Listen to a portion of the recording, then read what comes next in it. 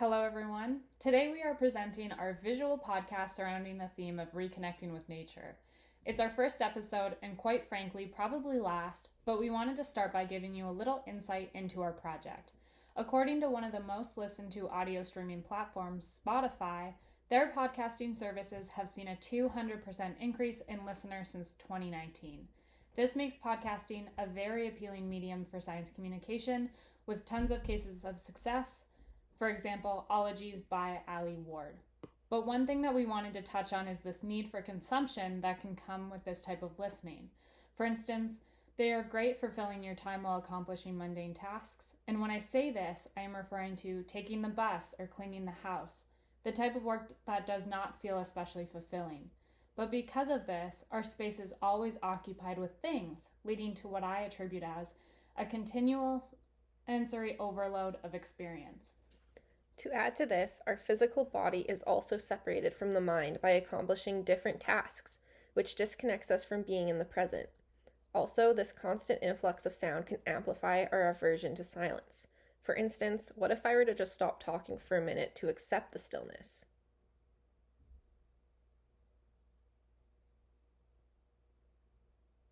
How did this moment feel? We always seem to want to fill this space. Therefore, in keeping this in mind, we want to encourage mindfulness because it tends to slow down one's attempt to multitask, reduce overstimulation, and encourage a detachment from distraction. This in turn can lend itself to a better learning environment, more supportive of listening, which transcends past the notion of just simply following along. For these reasons, we decided upon a visual podcast with a simple stream of nature-based images and relevant screenshots to increase engagement. We believe this is a first step towards tasking. In focusing on one thing at a time, we better position ourselves for the processing and gathering of information. In terms of learning, a study by John et al. Outlines several benefits of mindfulness for students, including the potential of improvements in working memory, attention, academic skills, social skills, emotional regulation, and self-esteem, as well as self-reported improvements in mood and decreases in anxiety, stress, and fatigue.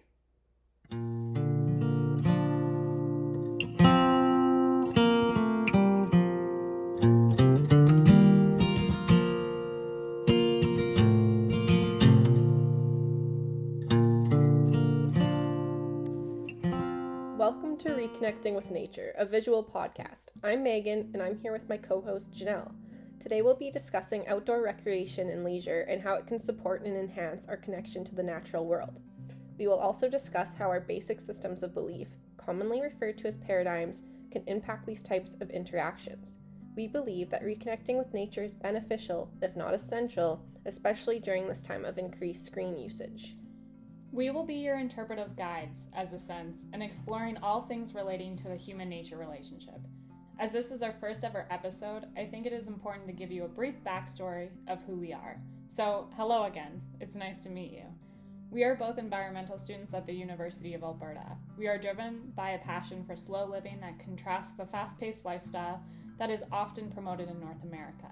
And what I mean by this is we want to dissect what it means to have this American dream and how it can limit one's connectedness to nature.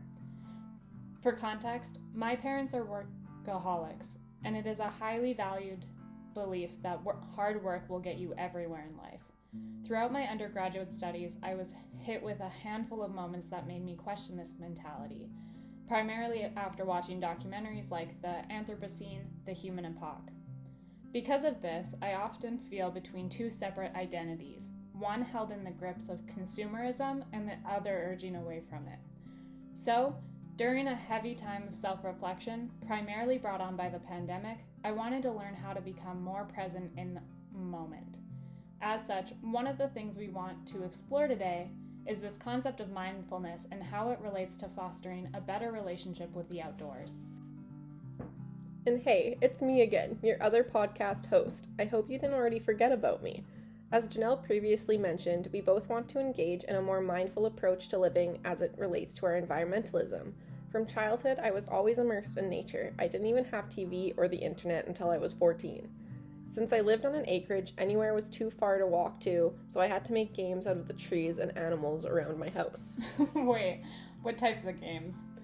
for example, playing Sherlock Holmes with my dog, trying to find where the squirrel was stashing its overwintering treats or where the weird orange goop came from on the tree stumps, I know now that it was just a fungus. Growing up, I always woke up to the sounds of birds singing in the morning and oftentimes went to sleep with coyotes howling outside my window.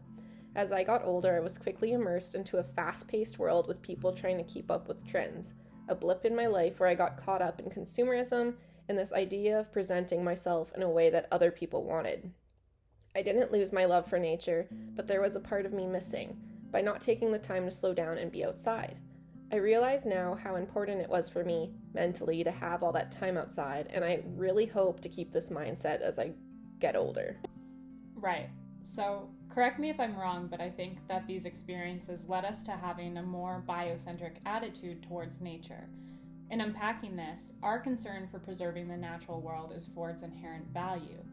This contrasts the anthropocentric view that focuses on a concern for nature based on the welfare of humans.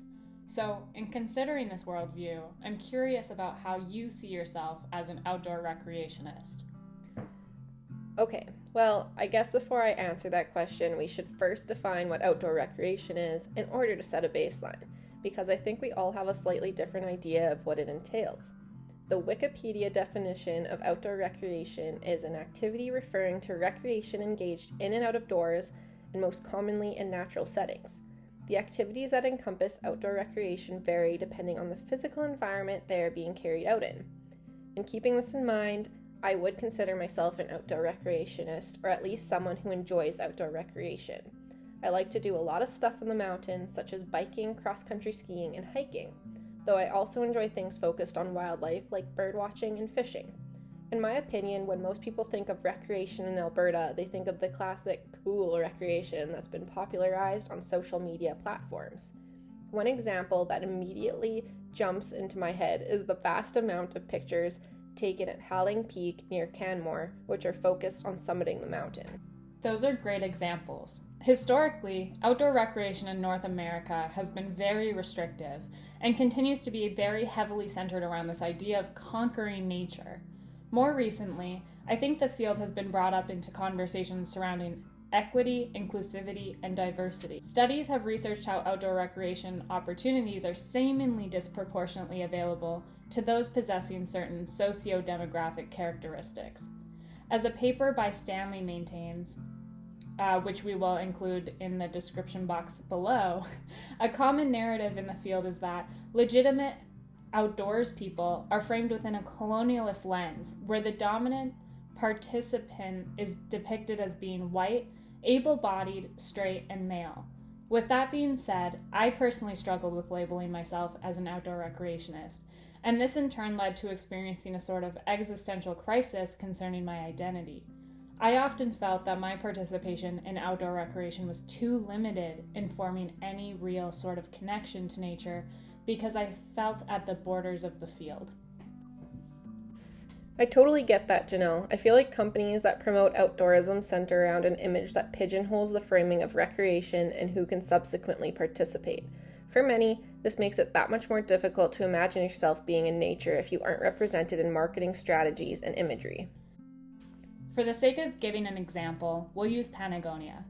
Though it is a company with a great mandate that pushes environmentally friendly consumerism, if you even believe that this is possible, it's hard to pick whether you would choose a company that is supportive of ethical practices in terms of promoting inclusivity, or rather, a company that aims to reduce their human footprint, shares what they're doing to give back to nature, and encourages environmental activism. As you can see, Patagonia released a statement to become an anti-racist company after the Black Lives Matter movements in 2020. But are these acknowledgments enough to create any lasting change? In questioning this, some social media platforms such as Unlikely Hikers highlight and advocate for those who feel like they are at the borders of the outdoor recreation industry to support a more diverse outdoor community. We also want to touch on some of the potential benefits associated with outdoor recreation and hobbies. Rode and Kendall addressed in a literature review that psychological response to nature involves feelings of pleasure, sustained attention or interest, relaxed wakefulness, and diminution of negative emotions such as anger and anxiety.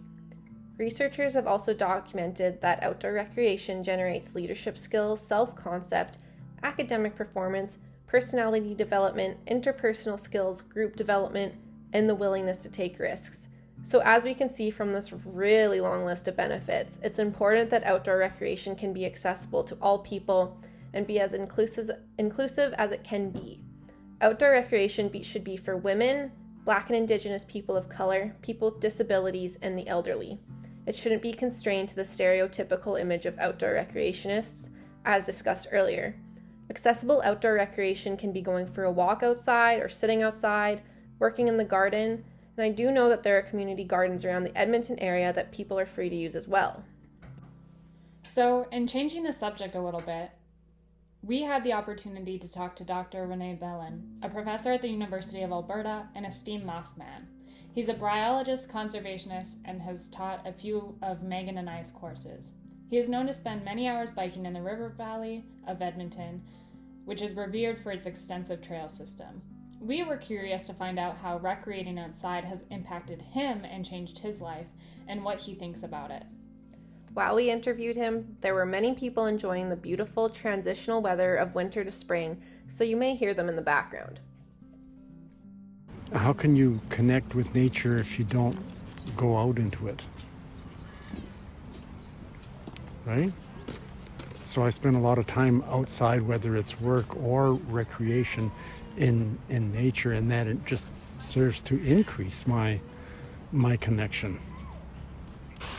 And when you think of outdoor recreation, like, what does it really mean for you? Like, how would you define it? Outdoor recreation includes all kinds of activities. It can include simply just walking along a trail.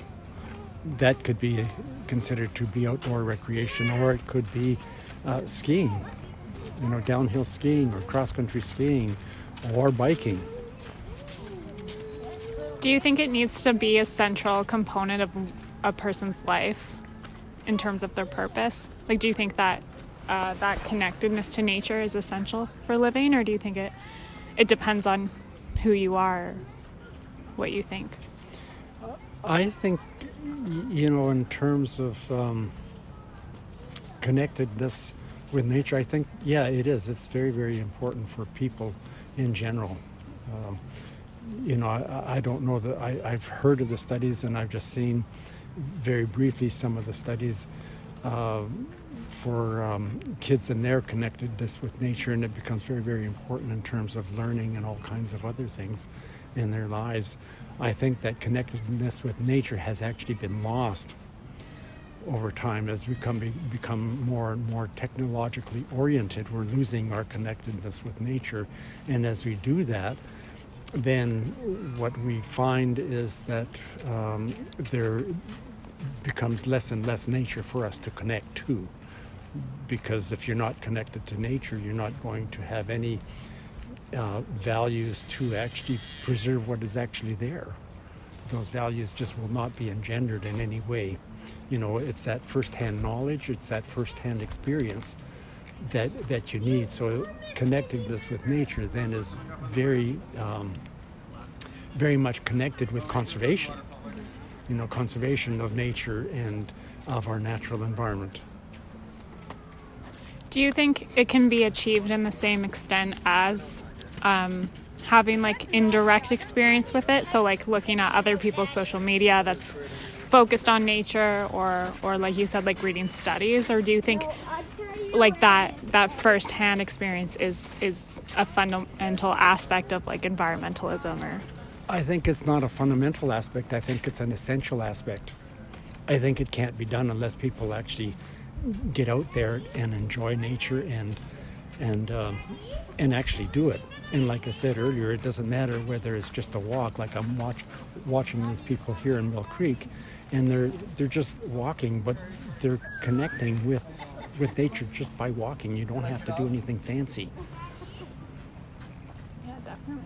Is there anything you want to ask, Megan? I feel like that covered everything. Yeah, I think so. We want to thank Rene for this insight, and you know what? I agree with him. Something that all of us can try to do in a fast-paced and tech-based world is slow down. A way to do this and also get a chance to be outside is this activity called forest bathing, coined first in Japan as, and I might butcher the pronunciation of this, Shinrin-yoku. Forest bathing is basically a short leisurely visit to a forest and is regarded as being similar to natural aromatherapy. It consists of visiting a forest or natural space for relaxation and recreation while breathing in the fresh air. Research has shown that when sitting in naturally forested areas, you breathe in certain substances emitted from trees, which have antimicrobial properties, and may actually decrease anxiety, depression, and anger. Some studies have stated that due to increases in certain cells following forest bathing trips, there may even be a preventative effect on cancer generation and development.